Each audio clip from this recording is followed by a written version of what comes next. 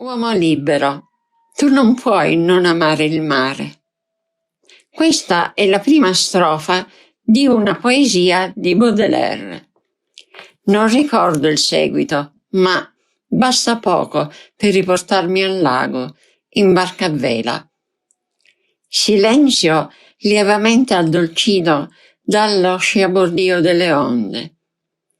Solo azzurro attorno, e quando il calore del sole diventa ruggente, basta rotolare e lasciarsi andare giù, in acqua, galleggiare placidamente, riempire la bocca d'acqua e poi spruzzarla.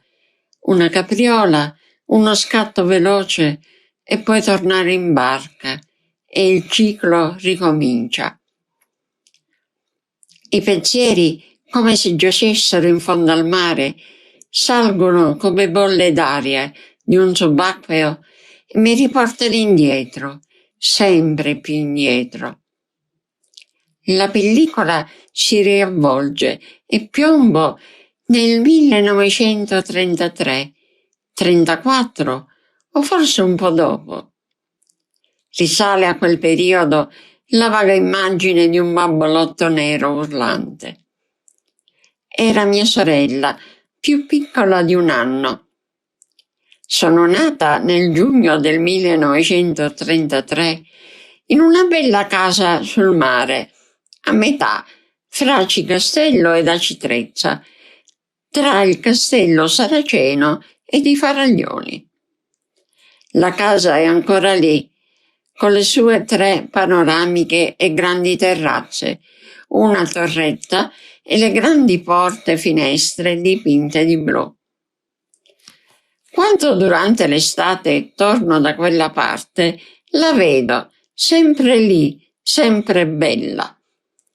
Pare che mi guardi con aria sfottente e che mi dica: io mi sono conservata benissimo e tu no. Faccio finta di non sentire e continuo a passeggiare cercando i luoghi della mia infanzia. Mia madre, fiorentina, percorrendo i tempi, aveva voluto andare a vivere fuori città in riva al mare e adesso mi rendo conto, ma solo adesso, quando quella sua decisione mi abbia fatto vivere un'infanzia allegra, all'aria aperta, al vento, al sole e al mare. La mia memoria è un po' bucata, come lo svizzero, e da quei buchi escono foto delle mie giornate d'estate. Volto pagina e arriviamo al 1938-39. Mia madre piangeva mentre infilava una chiave nella serratura di una porta sconosciuta. Poi ho capito che avevamo lasciato il nostro Eden.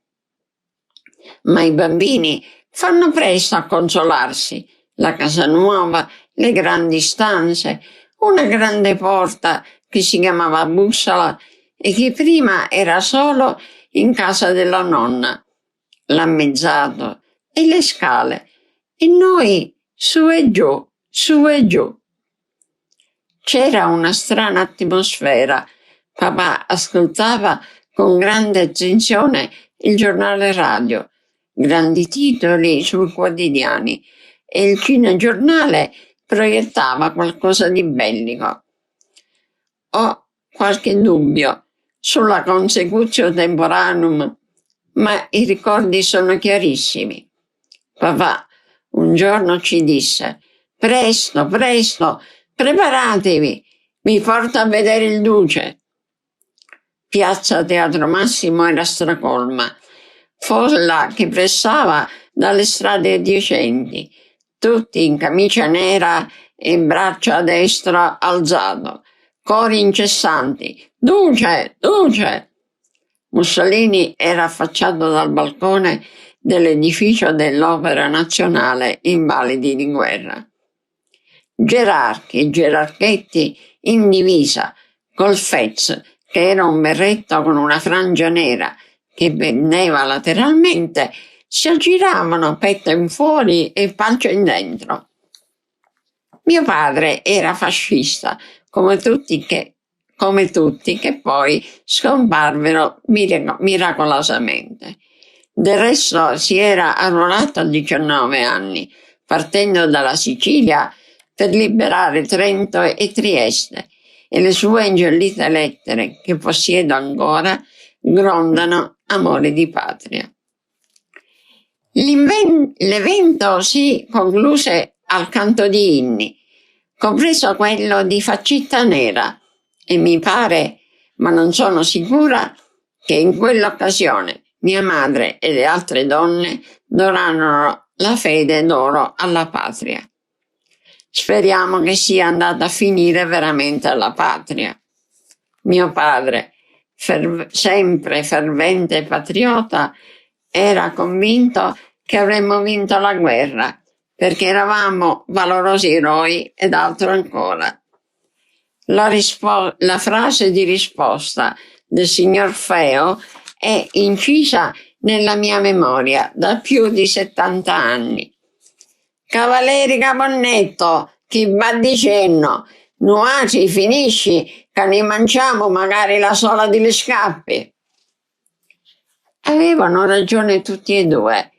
Abbiamo, si fa per dire, vinto la guerra, dopo aver chiesto l'armistizio. Il ricordo di aver mangiato bucce di patate lesse, deliziosi purè di bucce di piselli, un disgustoso impasto, chiamato con molto ottimismo pane, e un'altra schifezza chiamata formaggio Roma. Tornati a casa la situazione cominciò a peggiorare. Le sirene ululavano più spesso, facendoci correre nei rifugi. Le ambulanze e i vigili del fuoco erano sempre in giro a tutta sirena. Nei dintorni del paese c'era un grande accampamento dell'esercito tedesco. Noi, con i grandi, andando da quelle parti, scambiavamo qualche parola. Erano giovani e simpatici e ci regalavano la cioccolata. Eravamo alleati, ma ancora per poco. A sera, fino a tarda notte, dalla nostra terrazza, vedevamo i raid aerei su Catania. Fiamme improvvise da terra erano le bombe. Il boato arrivava dopo qualche secondo. Gli incendi indicavano bersagli di carburante centrati e fuori dall'alto, in basso, un aereo abbattuto. La contraerea sparava incessantemente, tracciando nel cielo scuro un gioco di luci che in altri momenti avrebbe indicato una bella festa paesana. Nell'estate del 1943 la situazione è precipitata. I miei ricordi di quel periodo non rispettano la consecutio temporum, ma sono lucidi. L'accampamento dell'esercito tedesco, abbandonato precipitosamente, fu preso d'assalto, compresi noi, dalla popolazione alla quale ormai cominciava a mancare di tutto. Trovammo una quantità notevole di alimenti, sanitari, biancheria, suppellettili vari e abbigliamento da riposo. Noi continuavamo a saltare e a mangiare la solita cioccolata distribuita ai vinti. Mi accorgo di sentirmi come se stessi rivivendo quegli avvenimenti da adulta. Un giorno passarono davanti a casa nostra 2 soldati italiani, stanchi, stracciati, avviliti e spaventati. Li abbiamo chiamati, rifocillati, fatti lavare alla meno peggio, ma neanche noi avevamo la Iacuzzi.